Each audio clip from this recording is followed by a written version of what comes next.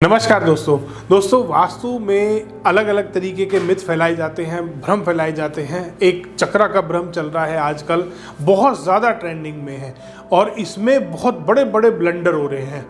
जैसे मैं पहले भी बहुत सारी वीडियोस में बता चुका हूं कि कैसे दिशा देखने से लेकर घर का पूरा वास्तु होने तक कैसे चक्रा एक एक करके हर चीज़ को ख़राब करता है आपके घर की।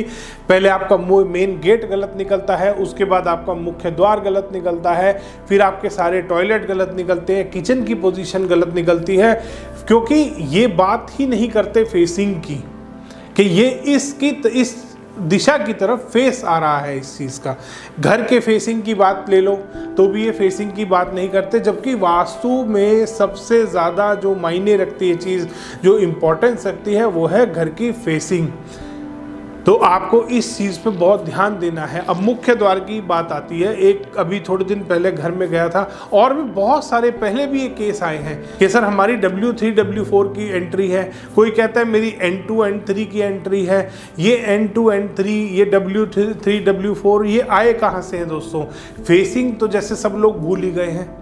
वास्तु में जो बहुत चीज़ एक काम करती है वो है दिशा, फेसिंग, कि मेरा घर नॉर्थ फेसिंग है, मेरा घर उत्तर मुखी है। मुखी तो सब भूल ही गए हैं।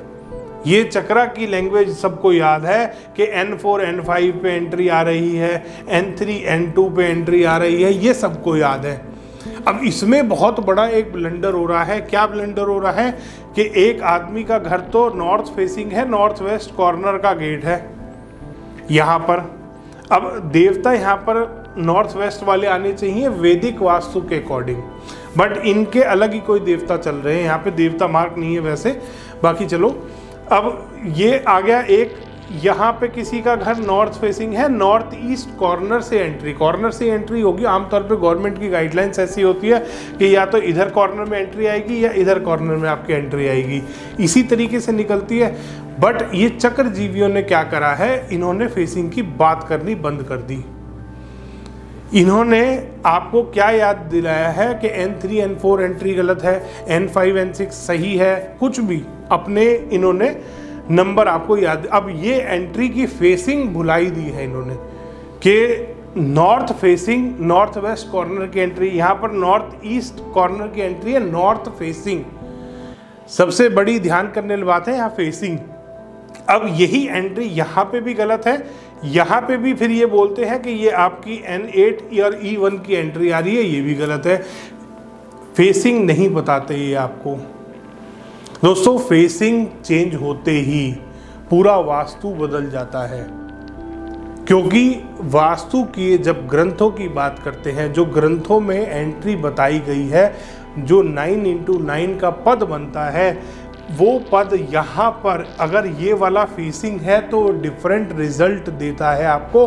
अगर पद इधर वाला फेसिंग है, नॉर्थ ईस्ट का जो शिखी पद है वो दो में डिवाइड होता है। अगर नॉर्थ फेसिंग पे आपकी एंट्री आ रही है तो वो डिफरेंट रिजल्ट आपको देता है।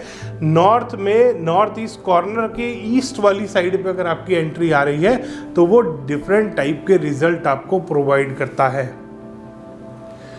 ये इतना बड़ा ब्लंडर है वास्तु में। यही सेम काम ये करते हैं किचन के साथ। किचन में वास्तु के ग्रंथों में ये बात लिखी है कि पूर्व की तरफ फेस करके खाना बनाना चाहिए।